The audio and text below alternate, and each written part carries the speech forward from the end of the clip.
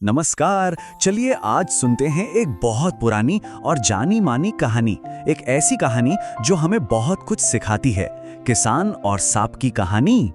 अच्छा, जरा सोचिए, क्या होगा अगर किसी की भलाई की जाए और बदले में वो हमें नुकसान पहुंचाए?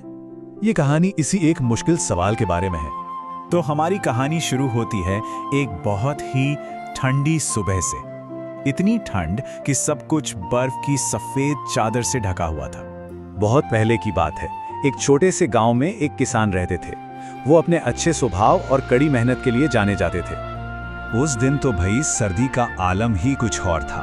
सनसनाती बर्फीली हवाएं चल रही थीं और चारों तरफ एक अजीब सी खामोशी छाई हुई थी, जैसे सब कुछ जम गया हो। किसान अपने काम के लिए खेतों की तरफ जा रहे थे।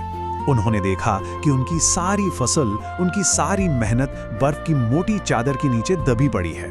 हर पौधा पाले से अकड़ा हुआ था। और इसी जमे हुए शांत माहौल के बीच किसान की नज़र एक छोटे से असहाय जीव पर पड़ी, जिसे मदद की बहुत ज़रूरत थी। तभी अचानक उन्हें बर्फ में एक सांप दिखाई दिया। बेचारा ठंड से ऐसा अकड़ा हुआ था जैसे कोई पत्थर हो। उसकी खाल पर तो बर्फ की एक पतली सी परत जम गई थी। वो हिल भी नहीं पा रहा था, बस जिंदगी और मौत के बीच लटका था। उसे देखकर किसान का दिल पसीज गया। उन्होंने मनी मन सोचा, अरे ये बेचारा जीव अगर ये यहीं पड़ा रहा तब तो ये ठंड से मर ही जाएगा।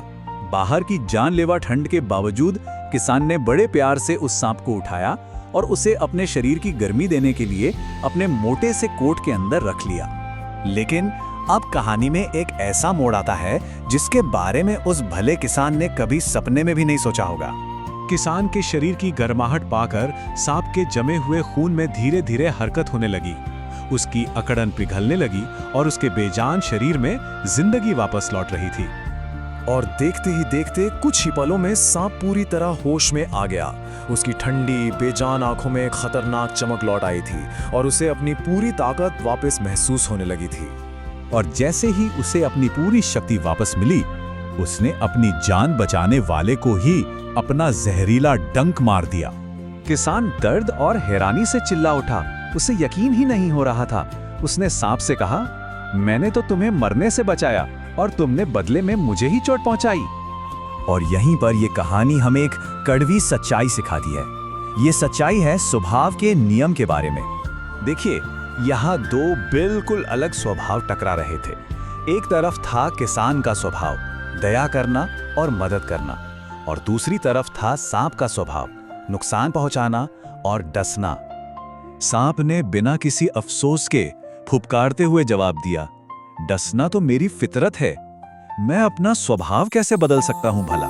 सांप का जहर किसान के शरीर में फैलने लगा और तब उसे अपनी जानलेवा गलती का एहसास हुआ कि उसने एक ऐसे जीव पर भरोसा कर लिया था जिसका स्वभाव ही बुरा था।